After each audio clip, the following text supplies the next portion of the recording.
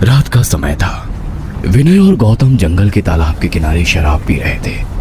तभी गौतम की नजर तालाब के किनारे रखी एक मूर्ति पर पड़ी। वो मूर्ति एक सुंदर और आकर्षक महिला की थी। वो चबूतरे पर रखी हुई थी। उसके पास ही कुछ दिए जल रहे थे। गौतम हाथ में शराब की बोतल पकड़े उस मूर्ति के पास गया। वाह, क्या सुंदर औरत है। अगर ये सच में होती तो मैं इससे शादी कर लेता। गौतम उस मूर्ति को निहारते हुए बोला। ये सुन विनय उस पर चिल्लाया, ए, तेरा दिमाग तो ठिकाने पर है ना? अबे साले, वो कोई देवी लग रही है और तू उसके बारे में इतनी गंदी बातें बोल रहा है। अबे चुप कर, ये कोई देवी नहीं है। इसे देख, ये कमर पर हाथ रखकर कितनी अदा के साथ खड़ी है। ये मूर्ति शायद किसी अप्सरा की है, ना कि किसी देवी की। हाँ, वो तो मुझे भी लग रहा है। शायद ये जल देवता है जो इस तालाब की रक्षा करती हो। क्या ये जल देवता होगी और इस तालाब की रक्षा करती होगी? रुक जाओ, अभी पता चल जाएगा, गौतम ने कहा। और फिर उसने तालाब के पानी में पेशाब करना शुरू कर दिया। अबे ये तो क्या कर रहा है? तुझे पाप लगेगा। गौतम पेशाब करने के बाद पीछे मुड़ा। देखा, ये जल देवता नहीं है। अगर होती तो मुझे इसमें पेशाब करने से रोकती। साले, तू पागल हो गया है क्या? तूने इस तालाब का पानी अपवित्र कर दिया। तू पानी का क्या बोल रहा है बे? मैं तो इस औरत को भी अपवित्र कर दूंगा। ऐसा कहते हुए वो चबूतरे पर चढ़ गया और उसने मूर्ति के होठों को चूमा। देख विनय घबरा गया। अबे तेरा दिमाग तो ठिकाने पर है ना? ये तूने क्या किया? अबे ये तो कुछ नहीं, अभी तो मैंने स्टार्ट किया है। ऐसा कहते हुए उसने उस मूर्ति के होठों पे दारू की बोतल लगाई और उस पर दारू डाली। ये देख विनय का दिमाग हिल गया। साले तू मरेगा, मैं जा रहा हूँ यहाँ से, मुझे जिंदा रहना है, मैं चला। ऐसा कहते हुए विनय वहां से मुड़ा और चलते हुए कार की तरफ बढ़ने लगा, लेकिन गौतम ने उसे रोका। अबे रुक जा। ठीक है बाबा, मैं मूर्ति के पास नहीं जाऊंगा। तू चल, पहले थोड़ा और पियेंगे और बाद में चले जाएंगे। गौतम ने जैसे तैसे विनय को मना लिया और बाद में वो दोनों तालाब के किनारे शराब पीने बैठ गए। गौतम अभी भी दूर से उस मूर्ति की तरफ देख रहा था। यार एक बात बताऊं, मैंने जब उस मूर्ति के होठों को चूमा ना, तब मुझे बिल्कुल किसी जिंदा स्त्री को चूमने जैसा महसूस हुआ। मानो वो मूर्ति नहीं बल्कि सचमुच की स्त्री हो। अबे चुप कर, मैंने शराब पी है, गधे का मूत नहीं।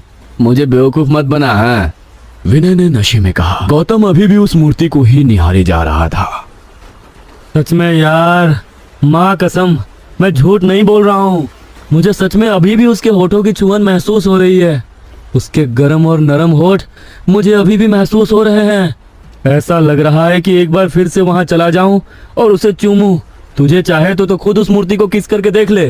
बोलना, जाएगा क्या वहां उसे चूमने? गौतम ने पूछा, लेकिन विनय ने कोई भी जवाब नहीं दिया। ये देख गौतम ने मुड़कर बगल में देखा तो विनय जमीन पर सो गया था। चलो, ये तो सो गया, अब मैं भी सो जाता हूँ।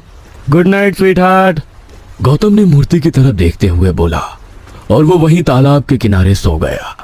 कुछ देर बाद गौतम के कानों पर पायलों की छन छन की आवाज पड़ी और गौतम नींद से जाग गया। उसने उठकर आवाज की तरफ देखा और वो बस देखता ही रह गया।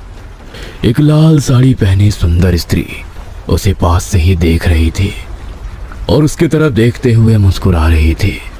उसकी लाल होठ और गोरा मुखड़ा देख गौतम का दिल उस स्त्री पर आ गया। उस स्त्री ने सिर हिलाकर उसे इशारा किया और खुद के पास बुलाया।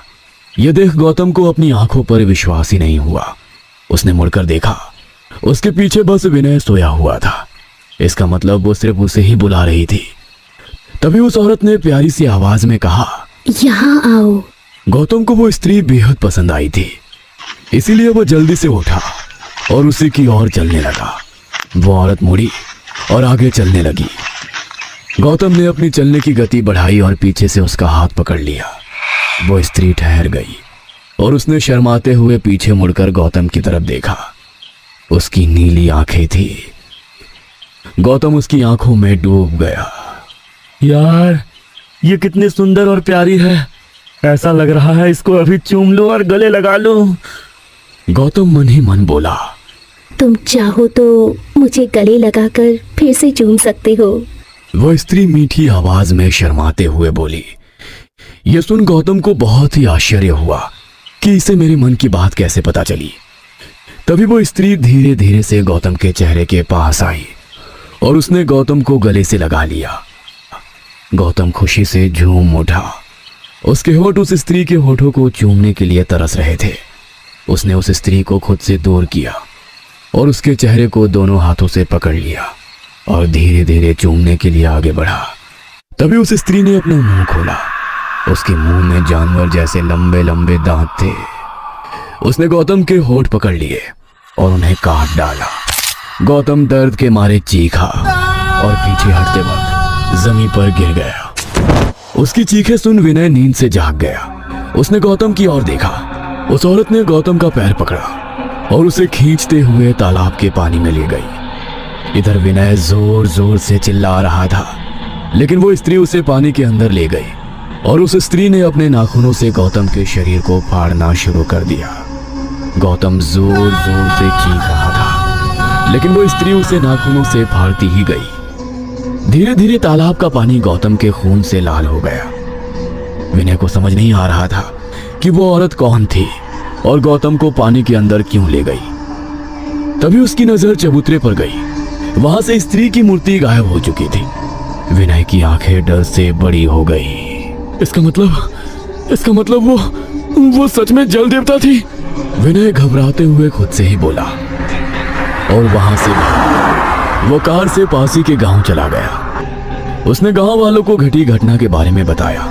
वो घटना सुन गांव वाले विनय पर भी गुस्सा हो गए, क्योंकि वो कोई स्त्री की मूर्ति नहीं थी, बल्कि एक यक्षिणी की मूर्ति थी जो उस जंगल के तालाब की रक्षा करती थी। वो तालाब काफी पवित्र था और गांव वालों की यक्षिणी पर और उस तालाब पर काफी ज्यादा श्रद्धा थी। उसके दूसरे दिन गौतम की तैरती हुई लाश तालाब में पाई गई। उस यक्षिणी ने तालाब के अपमान का और खुद के साथ हुए बदसलूकी का बदला गौतम से ले लिया था। गौतम के पेशाब से जो तालाब का पानी अपवित्र हो गया था, उस पानी को यक्षिणी ने उसके खून से शुद्ध कर दिया था।